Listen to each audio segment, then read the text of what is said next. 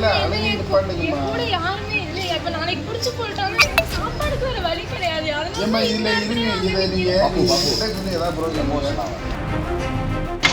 நான் இருந்துருவேன். நான் சாப்பிடாம செத்தாலும் பரவாயில்ல. இந்த குழந்தை என்ன பாவம் பண்ணுது? கட்டிட்டு வந்த பாவத்துக்கு போய் சாகதான் முடியும். எதுக்கு என் வீட்டுக்காரரை கூட்டிட்டு போறீங்க அப்படின்னு கேட்டதுக்கு, அப்ப நீங்க வரீங்களா அப்படின்னு எங்களை கூப்பிட்டாங்க. எனக்கு என் வீட்டுக்காரருக்கு வேணும்லாம் நான் கேட்கல, என்கிட்ட காமிங்க அவ்வளோதான். இங்கேருந்து உளுந்தோம் அங்கேருந்து உளுந்தோன்னு சொல்லி நாங்கள் உடச்சிருவோம் சுட்டுருவோம் அப்படின்னு 10 பேர் வந்தாங்க, கன்னோட தான் வந்தாங்க. பெரம்பலூர் நகர காவல் நிலையத்திற்கு கைக்குழந்தையோடு நள்ளிரவில் அழுது கொண்டே வந்த 2 பெண்கள் தங்களின் கணவர்களை காவல்துறையினர் துப்பாக்கி முனையில் விசாரணை என்று அழைத்துச் சென்றவர்கள் பற்றி எந்த தகவலும் இல்லை என காவல் நிலையத்தில் கைக்குழந்தையோடு கதறி அழுத சம்பவம் பெரம்பலூரில் பரபரப்பை ஏற்படுத்தியுள்ளது.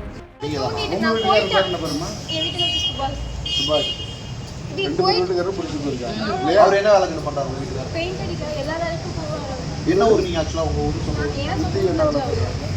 ஓ இந்த பாப்பா தஞ்சாவூர் பரவாயில்ல, உங்களுக்கு அப்படி பழக்கமா? தஞ்சாவூர்ல எங்கம்மா?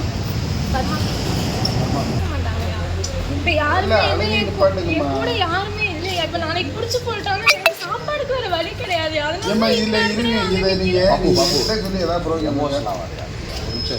என் பேர் ஷாலினி, என் வீட்டுக்கார பேர் பிரித்திகை வாசன். வாரண்ட் இருக்குன்னு சொல்லி கூட்டிகிட்டு வந்தாங்க. இது மாதிரி கை காலை உடச்சிருவோம் சுட்டுருவோம் அப்படின்னு என்னோட 10 பேர் வந்தாங்க. நாங்களும் எவ்வளவோ போராடி பார்த்தோம், ஆனால் கூட்டிகிட்டு போயிட்டாங்க. இப்போ ஸ்டேஷனுக்கு வந்தால் இல்லை அப்படின்றாங்க, கை காலை உடச்சிருவோம் அப்படின்னு. நான் என் வீட்டுக்காரை வந்து காமிக்க தான் சொல்கிறேன், என்கிட்ட நான் கூட்டிகிட்டு போகிறேன்னு சொல்லலை. என்கிட்ட காமிங்க, என் வீட்டுக்காரை காமிங்கன்னு தான் நான் சொல்கிறேன். கை காலை உடச்சிருவேன் சுட்டுருவேன்னு சொன்னனால தான் நாங்கள் இங்கே வந்து நிற்கிறோம். எனக்கு என் வீட்டுக்காரருக்கு வேணும்லாம் நான் கேட்கல, என்கிட்ட காமிங்க அவ்வளோதான். இங்கேருந்து உளுந்தோம் அங்கேருந்து உளுந்தோன்னு சொல்லி நாங்கள் உடச்சிருவோம் சுட்டுருவோம் அப்படின்னு 10 பேர் வந்தாங்க, கன்னோட தான் வந்தாங்க. என்ன கோரிக்கையை வலியுறுத்திமா இங்க வந்து? என் வீட்டுக்காரர் என்கிட்ட காமிக்கணும், அவர் எதுவும் பண்ணக்கூடாது. ஏதாவது தப்பு பண்ணா கூட்டிட்டு போய் கோர்ட்ல ப்ரொசீட் பண்ணுங்க. அதை பண்ணுவேன் இதை பண்ணுவேன், கை கால் உடைச்சிருவோம் சுட்டுருவேன்லாம் சொல்லாதீங்க. நான் வீட்டுக்கு எனக்கு குழந்தை பிறந்திருக்குன்னு நான் ஊர்ல இருந்து வந்திருந்தேங்க. வாரண்ட் இருக்குன்றாங்க. கோர்ட்டுக்கு வந்தாதானே சார் பிடிக்கிறாங்க. முதல்ல தப்பே பண்ணாம என் புருஷனை கேஸ் போட்டு தேடிக்கிட்டு இருந்தாங்க. என் வீட்டுக்காரர் என் கூட தான் இருந்தாரு. அது எதுக்கு கூட்டிட்டு போறீங்க, உங்களால ப்ரூவ் பண்ண முடியுமா அப்படின்னா வாரண்ட் இருக்கு அப்படின்னாங்க. வாரண்ட்னா இன்னும் வந்து கோர்ட்ல ஒப்படைக்கல அப்படின்னாங்க. இப்போதான் எனக்கு குழந்தை பிறந்திருக்கு. ஸோ எனக்கு பார்த்துக்க யாரும் கிடையாது. நான் லவ் மேரேஜ். என் பேர் ருக்ஷானா பர்வீன், அவர் ஹிந்து. ஸோ எங்கள் வீட்டில் யாரும் பேச மாட்டாங்க.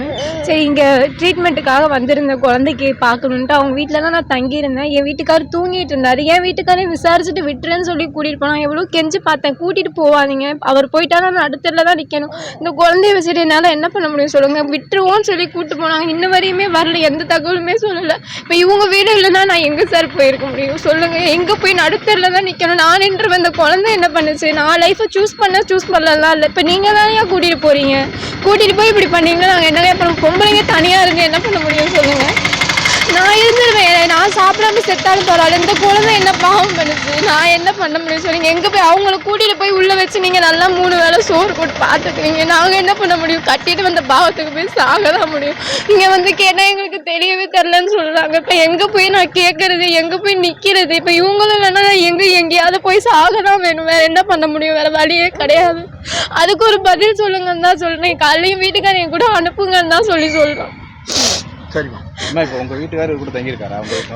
அதான் ட்ரீட்மெண்ட்டுக்காக வந்திருந்தோம். வீட்டில் தூங்கிட்டு இருந்தாரு. அவங்கள முதல்ல கூட்டிட்டு போயிட்டாங்க. மறுபடியும் பின்னாடி வந்து விசாரிச்சுட்டு விட்டுறோம் அப்படின்னு சொன்னாங்க. எதுக்கு என் வீட்டுக்காரரை கூட்டிட்டு போறீங்க அப்படின்னு கேட்டதுக்கு, அப்ப நீங்க வரீங்களா அப்படின்னு எங்களை கூப்பிட்டாங்க. அப்புறம் அவங்கள இழுத்து கூட்டிட்டு போயிட்டாங்க. நான் போய் எவ்வளவோ கெஞ்சல், ஐயா காலில் கூட விழுவுறேன். அந்த குழந்தைய வச்சுட்டு நான் நடுத்தரில் போய் நிக்க முடியாது.